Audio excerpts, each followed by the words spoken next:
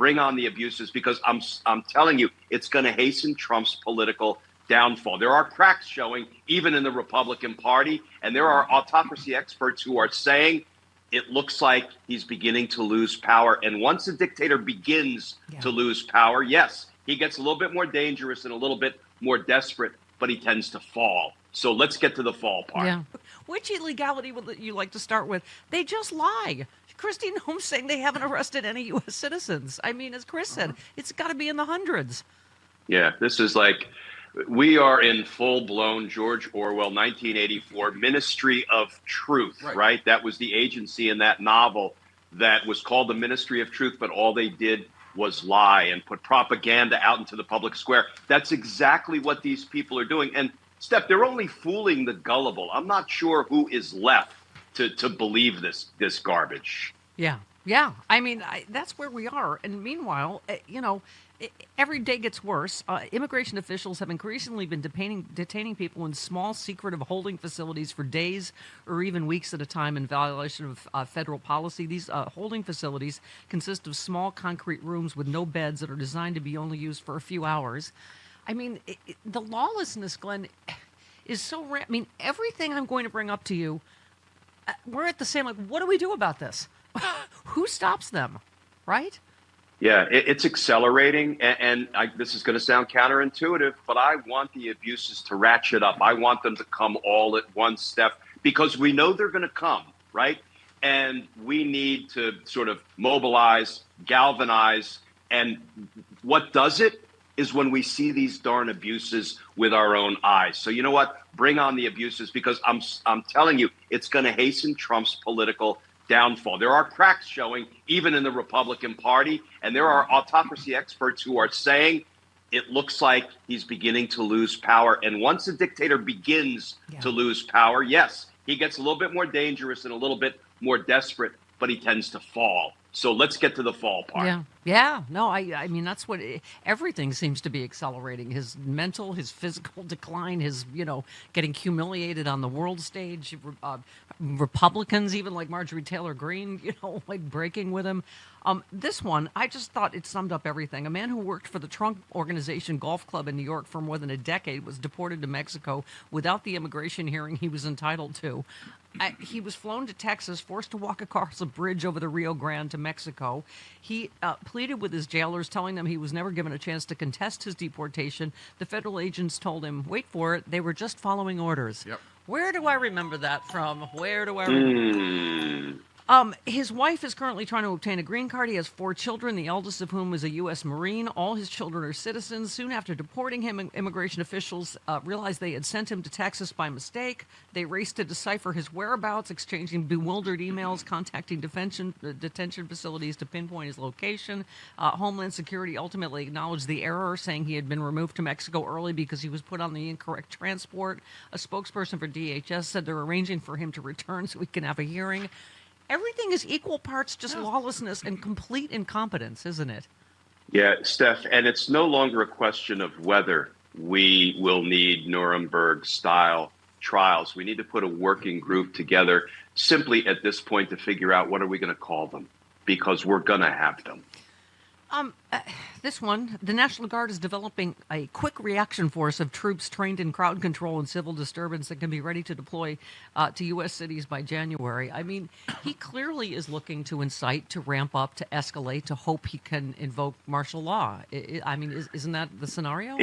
Absolutely. This whole thing, I think, is designed to find a pretext to try to postpone, air quotes around that word, because it'll mean cancel the midterms. He's not going to be successful. People should take comfort in this. Judge Sarah Ellis out in Chicago, she's the one who ruled that these agents have to wear body-worn cameras because we need to be able to capture and document the abuse in real time. You know what she did?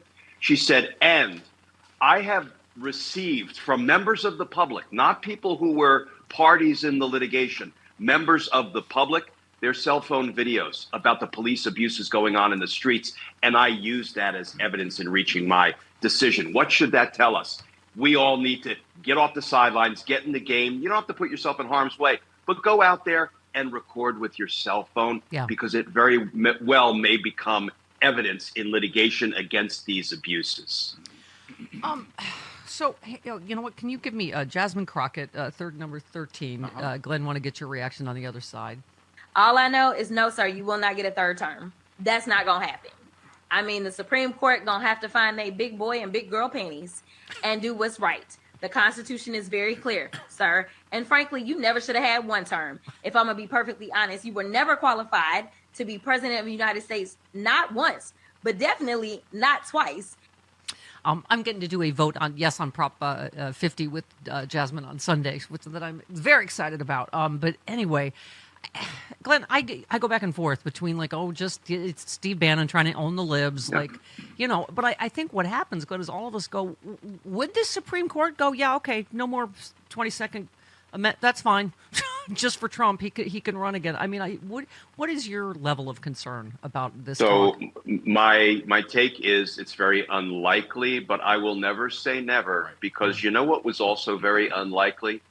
When you read the Constitution and it says the president must take care to faithfully enforce the laws of the nation, and the Supreme Court said, we're going to throw that out and we're going to grant him presidential immunity. That was contrary to the express terms of the Constitution. So I will never say never with this Supreme Court, but they're just cutting off their nose to spite their face, because if they allow him to become the dictator he so desperately wants to become, a dictator has no use for a Supreme Court. So they'll be putting themselves out of business, out of power, and out of office. So I hope all of the branches of government at some point begin to rally.